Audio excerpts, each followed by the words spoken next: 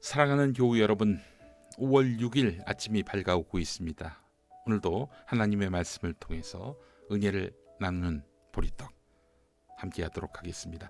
사도행전 7장 54절에서 60절까지 말씀을 본문으로 성령의 사람 스데반, 이런 제목으로 함께 은혜 나누겠습니다. 본문 보실까요?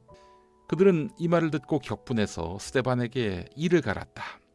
그런데 스데반이 성령이 충만하여 하늘을 쳐다보니 하나님의 영광이 보이고 예수께서 하나님의 오른쪽에 서 계신 것이 보였다. 그래서 그는 보십시오, 하늘이 열려 있고 하나님의 오른쪽에 인자가 서 계신 것이 보입니다 하고 말하였다. 사람들은 귀를 막고 큰 소리를 지르고서 일제히 스데반에게 달려들어 그를 성 바깥으로 끌어내서 돌로 쳤다. 증인들은 옷을 벗어서 사울이라는 청년의 발 앞에 두었다. 사람들이 스데반을 돌로 칠 때에 스데반은 주 예수님, 내 영혼을 받아주십시오 하고 부르짖었다. 그리고 무릎을 꿇고서 큰 소리로 주님, 이 죄를 저 사람들에게 돌리지 마십시오 하고 외쳤다. 이 말을 하고 스데반은 잠들었다. 아멘. 그리스도인 중에 스데반 집사, 가톨릭에서는 스테파노라고 불리는 인물, 그 이름 한 번쯤 다 들어보셨을 겁니다. 스데반이 나중에 어떻게 됩니까?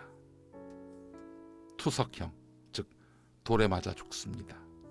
돌에 맞아 죽는다는 것은 멀쩡한 사람이 돌을 맞아서 피를 흘리고 눈물을 흘리고 온갖 고통을 당하면서 끝내 숨을 거두는 것 아니겠습니까? 한마디로 극형입니다. 아니, 스데반이 무슨 죄를 저질렀기에? 아니지요. 무슨 죄를 저질렀다고 모함당해서 이런 비극을 만나게 됐을까요? 그의 죄목은 성전과 율법에 관한 모독죄입니다. 아니, 스데반이 성전과 율법을 모독할 사람입니까? 아니죠. 스데반은 그럴 사람이 아니었습니다. 그러니까 성전과 율법을 모독했다는 것은 억울하게 누명을 쓴 것입니다. 스데반이 오해받을 수 있는 근거가 있었겠지요. 그렇지 않습니까? 완전히 날조해가지고 죄를 만들 리는 없을 거 아니겠어요. 사도행전 7장 49절을 보겠습니다. 주님께서 말씀하신다. 하늘은 나의 보좌요, 땅은 나의 발판이다. 너희가 나를 위해서 어떤 집을 지어주겠으며 내가 쉴 만한 곳이 어디냐? 라고 한 점이지요. 네, 아니 하나님이 말이죠. 예루살렘 성전이 나의 보좌요, 나의 발판이다, 이렇게 말씀하셔야 하는데 그렇지 않을 수도 있음을 이야기하고 있는 겁니다. 아, 여기서 이제 성전과 율법을 모독한 것이다 라고 덮어 씌우게 된 것입니다. 사실 스데반에게는 지지 기반이 있었습니다. 그를 믿고 따르는 사람들이 있었어요.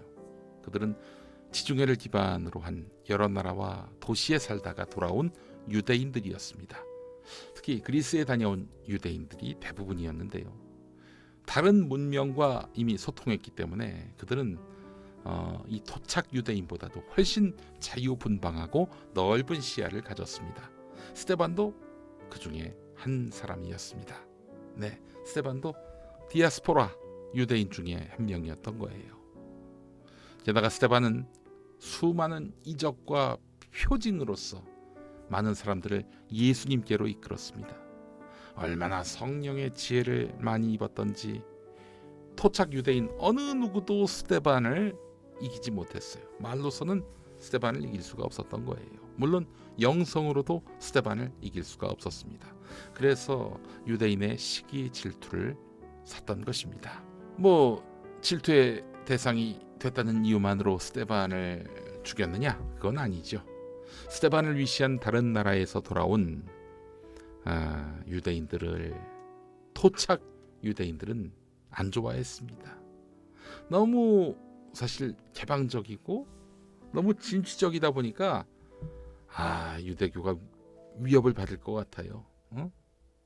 반면에 또한 그 그리스 등에서 돌아온 유대인들은, 이 토착 유대인들이 지나치게 완고하고 지나치게 보수적이어서 또한 마음에 내키지 않아 했습니다.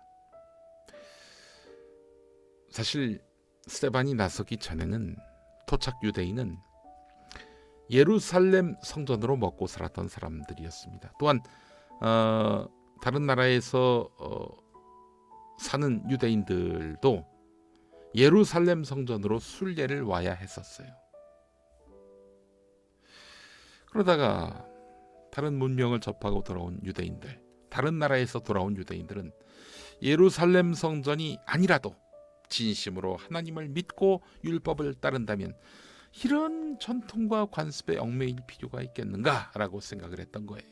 또한 스데반이 그런 식으로 가르쳤다라고 이 토착 유대인들은 의심했던 것이죠.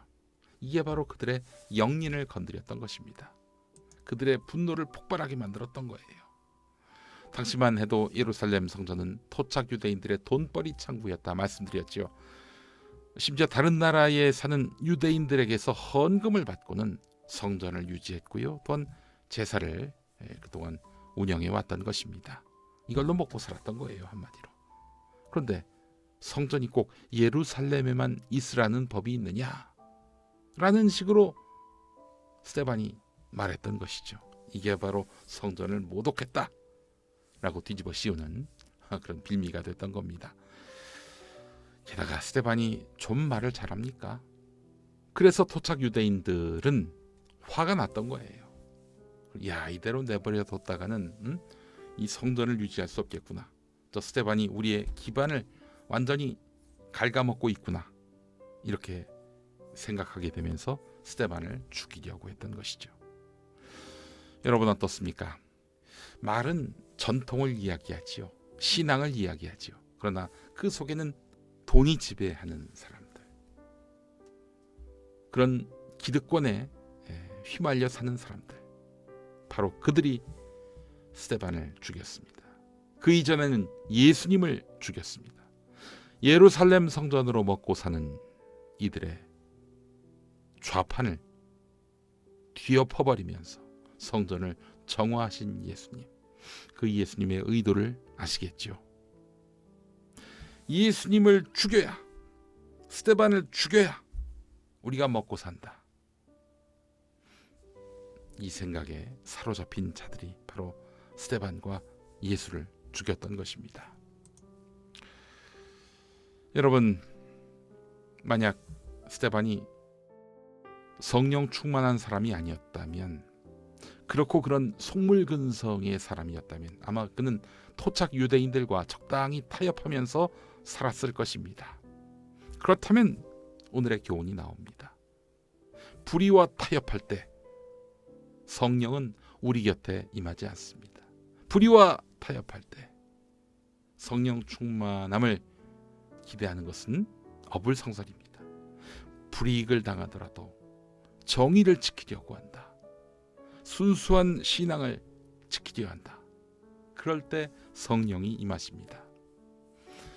성령이 임하시면 놀라운 권능과 지혜로 우리와 함께 하십니다. 여러분, 우리의 소원이 뭡니까? 성령이 임하시는 것 아니겠습니까? 그렇다면 여러분, 세상 안락과 세상 욕망을 주님으로 모시는 삶을 끝내야 합니다. 그럴 때 주님은 성령으로서 임하셔서 우리를 구속하시고 우리를 지배하십니다.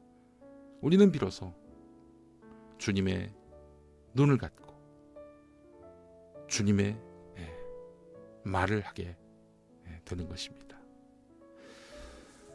오늘도 우리 모두는 성령에 이끌리고 성령에 지배받는 삶을 살아야 하겠습니다. 그런 삶을 살기 위해 내 마음의 모든 번뇌들을 벗어 던지는 그런 삶을 사시기 바랍니다. 함께 기도하시겠습니다. 주님, 지혜와 성령을 주옵소서. 우리가 우리 마음속에 있는 모든 번뇌를 지우겠습니다. 그렇게 해서 주님과 동행하는 복된 날이 되도록 인도하여 주옵소서. 내 마음을 성전으로 가꾸는 삶을 살게 하옵소서. 스데반의 삶을 돌아보는 하루가 되게 하옵소서. 이 모든 말씀 우리 주 예수 그리스도 이름으로 기도합니다. 아멘.